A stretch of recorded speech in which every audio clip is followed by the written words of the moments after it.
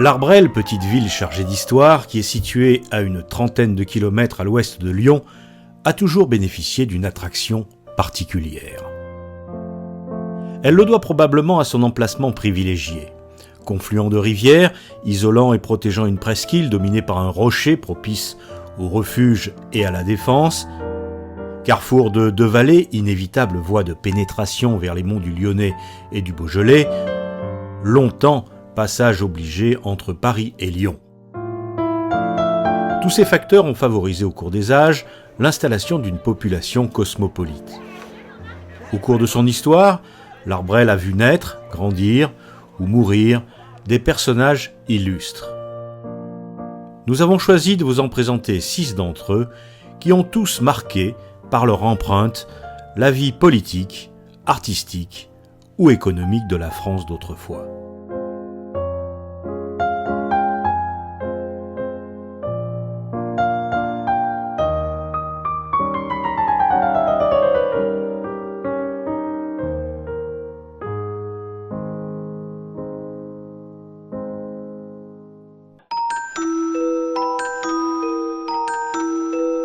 Parmi les personnages emblématiques évoqués dans ce film, c'est certainement celui de Nizier Anselme Philippe qui est le plus surprenant à présenter. Connu mondialement comme thaumaturge, terme qui désigne dans le domaine religieux le fait de faire des miracles de guérison, Maître Philippe de Lyon, c'est son surnom, a eu une existence entièrement dévouée à la volonté de faire le bien. Doté d'extraordinaires dons de voyance, il condamnait cependant les pratiques de l'ésotérisme. Cet altruisme exceptionnel lui a valu aussi parfois des railleries de ses détracteurs, jusqu'à le faire passer pour un charlatan.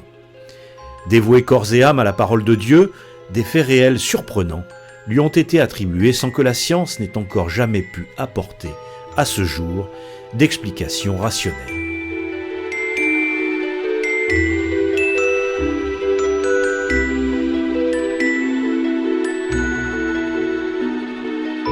Serge Caillé, historien spécialisé, s'est intéressé à ce personnage unique et a écrit un ouvrage sur Maître Philippe intitulé « Monsieur Philippe, l'ami de Dieu ». Pour moi, Monsieur Philippe est un personnage tout à fait exceptionnel dans l'histoire. Dans l'histoire contemporaine, certes, mais dans l'histoire générale de l'humanité, on pourrait dire ça.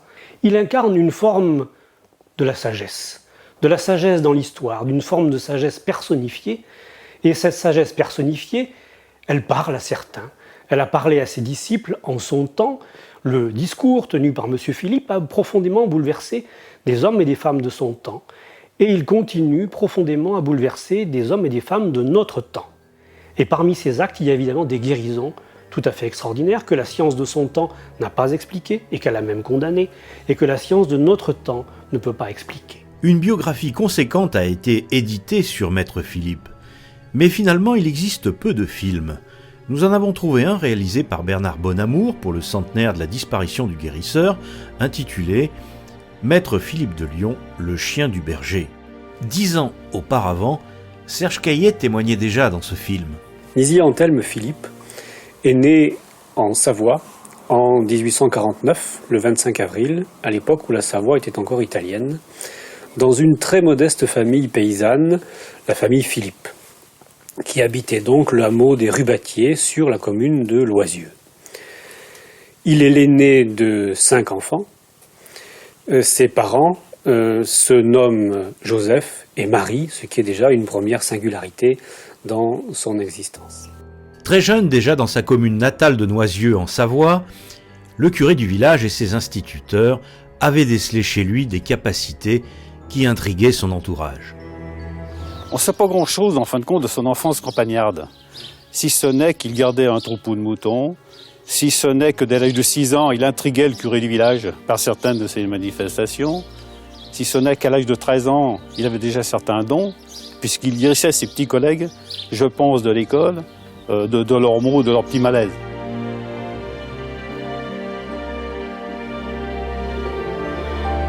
Devant ces incroyables manifestations surnaturelles qui se produisaient sous les yeux ébahis des témoins, certains ont souhaité faire consigner les faits extraordinaires pour l'histoire. À partir de 1869, Philippe a 20 ans. Nous avons des témoignages tout à fait documentés. Et j'ai ici quelques attestations de guérison qui sont des documents tout à fait intéressants pour une raison simple, c'est qu'ils ont été produits devant notaire. Voilà, c'est celui-ci. Je sous-signé Reynaud, tisseur, déclare que ma femme étant malade depuis 12 ans, elle a consulté un grand nombre de médecins qui m'ont réduite à la misère et ne lui ont donné aucun soulagement. J'ai entendu parler de M. Philippe, monté du Griffon numéro 7. Je la lui ai envoyée, le 26 janvier 1869. Il avait donc 19 ans. Et elle s'en trouve très bien, guérie et gratuitement, en foi de quoi je lui délivre le présent certificat pour servir à la vérité. Lyon, le 18 mars 1869, signé Reynaud. Voilà un témoignage encore tout à fait émouvant. Le jeune maître Philippe suit les cours de la faculté de médecine. Mais là-bas, les faits étonnants et les guérisons inexplicables qui lui sont imputés pousseront ses professeurs à l'expulser de la faculté. Son ami Alfred Hael rapporte à ce sujet. Un jour, il avisa un malade qui pleurait dans son lit parce qu'on devait lui couper la jambe le lendemain. Il lui assura que l'opération ne se ferait pas et lui fit promettre de ne rien dire. Le lendemain, le chirurgien stupéfait constata que le malade était en voie de guérison et il demanda ce qui s'était passé. Le malade répondit « C'est ce petit monsieur brun qui m'a vu ». Il est inutile d'exprimer la fureur des médecins lorsqu'ils surent que l'étudiant Philippe était encore passé par là.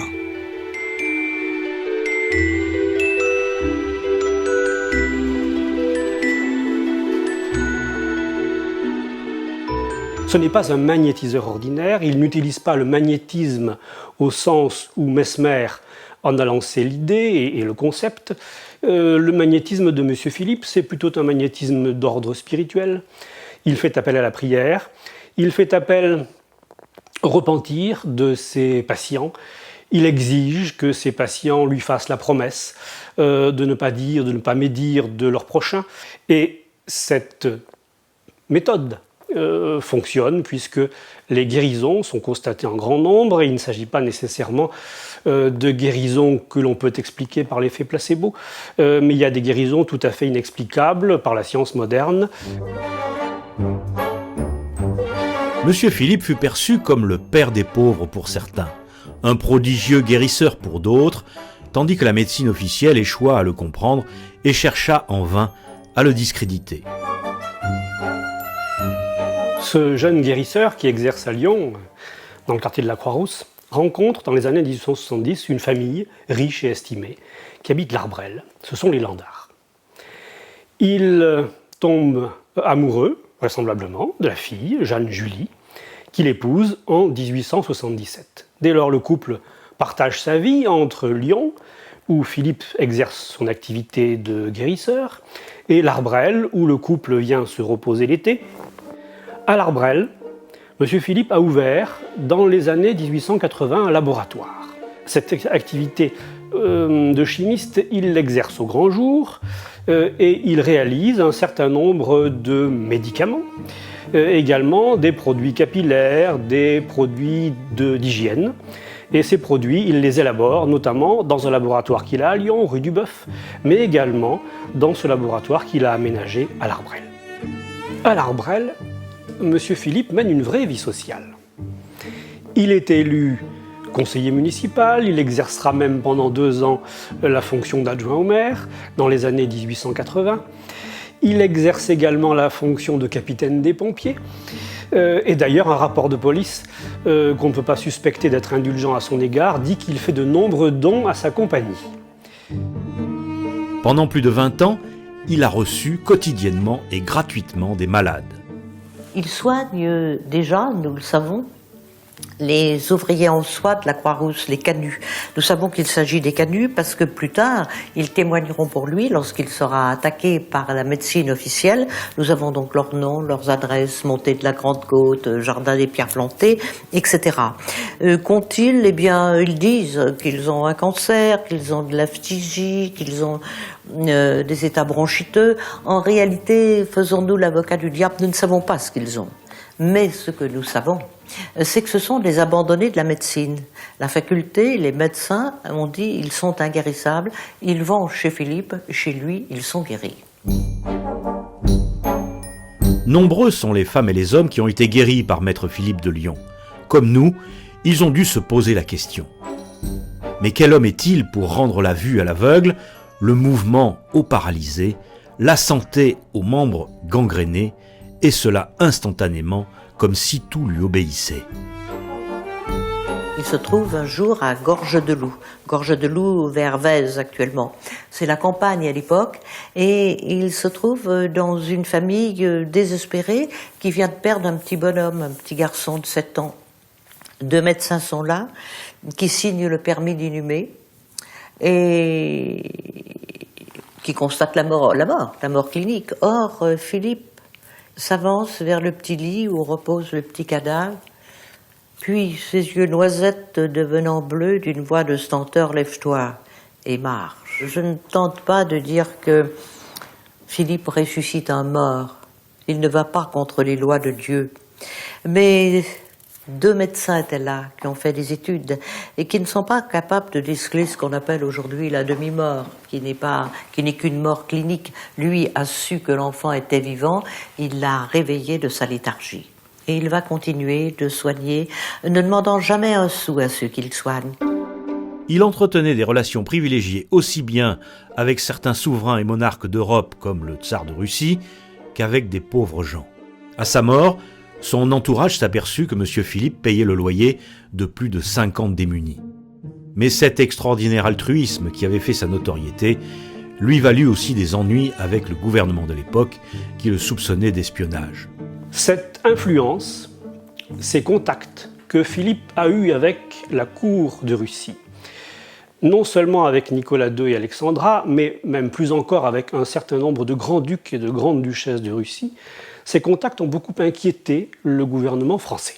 La surveillance policière, à la fois par la police française et par la police russe, et la campagne de presse tout à fait diffamante, ont profondément entamé le moral de Philippe.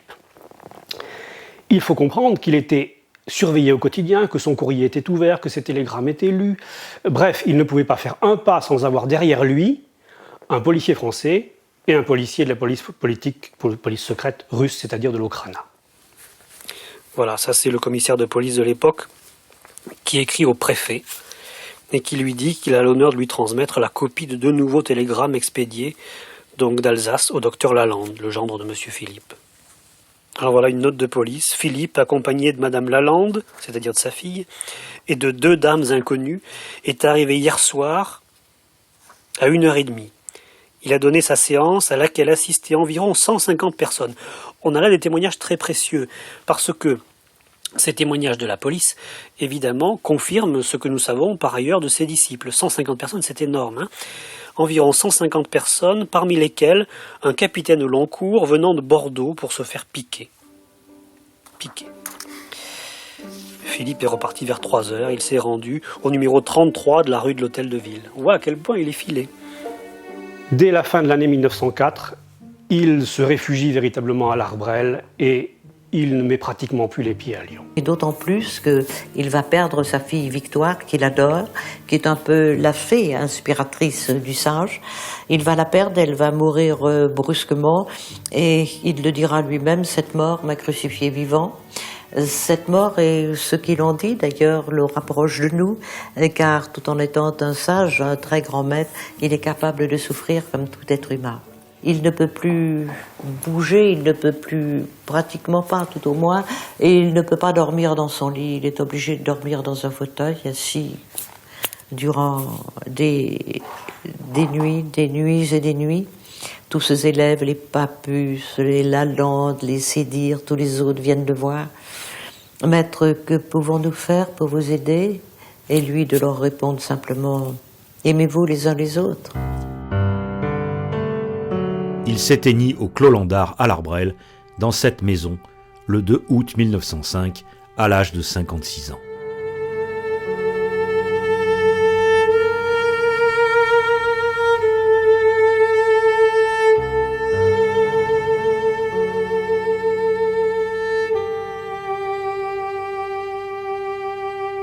Il a été inhumé à Lyon, devant une foule considérable, et depuis 1905, date de sa mort, août 1905, sa tombe est constamment fleurie, et aujourd'hui encore, ses admirateurs, ses disciples reconnaissants se réunissent sur sa tombe une fois par an à Lyon.